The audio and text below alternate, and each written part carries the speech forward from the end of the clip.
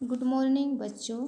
आज हम लोग कक्षा 10 का सतह की साझेदारी का अंतिम भाग को देखेंगे।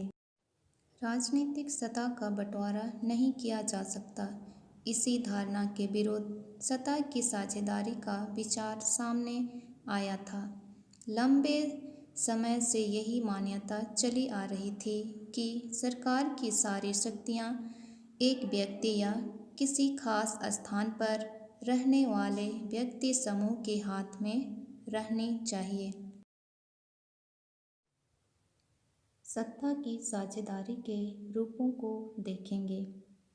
एक अच्छे लोकतांत्रिक शासन में समाज के विभिन्न समूहों और उसके विचारों को उचित सम्मान दिया जाता है और सार्वजनिक नीतियां तय करने में सबकी बातें शामिल होती है। इसलिए उसी लोकतांत्रिक शासन को अच्छा माना जाता है जिसमें ज़्यादा से ज़्यादा नागरिकों को राजनीतिक सत्ता में हिस्सेदार बनाया जाए। आधुनिक लोकतांत्रिक व्यवस्थाओं के कुछ प्रचलित उदाहरण। पहला, शासन के विभिन्न अंग जैसे विधायिका, कार्यपालिका और न्यायपालिका के बीच सत्ता का बंटवारा रहता है। सरकार के विभिन्न अंग एक ही स्तर पर रहकर अपने अपने शक्तियों का उपयोग करते हैं। हमारे देश में कार्यपालिका सत्ता का उपयोग करती जरूर है, पर यह संसद के अधीन कार्य करती है। न्यायपालिका की नियुक्ति कार्यपालिका करती है, पर न्यायपालिका ही कार्यपालिका पर अपने विधायिका द्वारा बनाए गए कानूनों पर अंकुश रखती है। इस व्यवस्था को नियंत्रण और संतुलन की व्यवस्था भी कहते हैं। दूसरा, सरकार के बीच भी विभिन्न स्तरों पर सत्ता का बंटवारा हो सकता है, जैसे पूरे देश के लिए एक सामान्य सरकार हो और फिर प्रांत या क्षेत्रीय स्तर पर अलग अलग सरकार हो। पूरे देश के लिए सामान्य सरकार को संघ या केंद्र सरकार कहते हैं। प्रांतीय या क्षेत्रीय स्तर के सरकारों को हर जगह अलग अलग नामों से पुकारा जाता है। जैसे हमारे भारत देश में भारत की सरकार 3 प्रकार के हैं: केंद्र सरकार, राज्य सरकार और स्थानीय सरकार।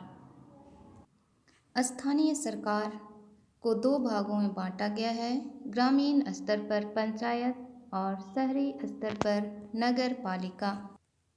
तीसरा, सत्ता का बंटवारा विभिन्न सामाजिक समूहों मसलन भाषाई और धार्मिक समूह के बीच भी हो सकता है। बेल्जियम में सामुदायिक सरकार इस व्यवस्था का एक अच्छा उदाहरण है। चौथा, सत्ता के बंटवारे का एक रूप हम विभिन्न प्रकार के दबाव समूह और आंदोलनों द्वारा शासन को प्रभावित और नियंत्रित करने के तरीके में भी लक्ष्य कर सकते हैं। कई बार सत्ता की यह भागीदारी एकदम प्रत्यक्ष दिखती है, क्योंकि 2 या अधिक पार्टियां मिलकर चुनाव लड़ती हैं और सरकार का गठन करती हैं। अब हम कुछ सवालों पर चर्चा करेंगे। श्रीलंका में सरकार की नीतियों ने सिंहली भाषी बहुसंख्यक का प्रभुत्व बनाने का प्रयास। का नंबर 1948 ईस्वी में श्रीलंका स्वतंत्र राष्ट्र बना। 1956 ईस्वी में एक कानून बनाया गया जिसके तहत तमिल को दरकिनार करके सिंहली को एकमात्र राजभाषा घोषित कर दिया गया। हम लोग ने अभी पढ़ा कि श्रीलंका 1948 को स्वतंत्र राष्ट्र बना और श्रीलंका में सबसे ज़्यादा सिंहलियों की संख्या थी, इसलिए वहाँ पर मतलब श्रीलंका में सिंहली भाषा को ही राजभाषा घोषित कर दिया जाता है और तमिल भाषा को दरकिनार कर दिया जाता है।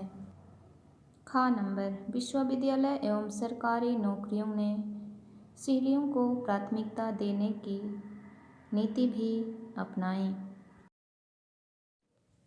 ग नंबर, नए संविधान में यह प्रावधान भी किया गया कि सरकार बौद्ध मत को संरक्षण और बढ़ावा देगी, क्योंकि सिंहली लोग बौद्ध धर्म को मानते थे और उनकी संख्या ज़्यादा थी। घ नंबर, श्रीलंकाई तमिलों को लगा कि संविधान और सरकार की नीतियां उन्हें समान राजनीतिक अधिकारों से वंचित कर रही है। इसका परिणाम यह हुआ कि तमिल और सिंहली समुदायों के संबंध बिगड़ते चले गए। अगला सवाल, सत्ता की साझेदारी क्या और इसके क्या क्या लाभ हैं, इसके बारे में देखेंगे। का नंबर, सत्ता की साझेदारी लोकतंत्र का मूल मंत्र है, जिसके बिना प्रजातंत्र की कल्पना ही नहीं की जा सकती है। खा नंबर, जब देश के सभी लोगों को देश की प्रशासनिक व्यवस्था में भागीदारी बनाया जाता है तो देश और मजबूत होता है। ग नंबर, जब बिना भेदभाव के सभी जातियों के हितों की ध्यान में रखा जाता है और उनकी भावनाओं का आदर किया जाता है तो किसी संघर्ष की संभावना नहीं रहती है और देश निरंतर बिना किसी रुकावट के पथ पर चलता है। आज पहला अध्याय समाप्त होता है। अगले दिन अध्याय 2 में संघवाद के बारे में पढ़ेंगे। धन्यवाद।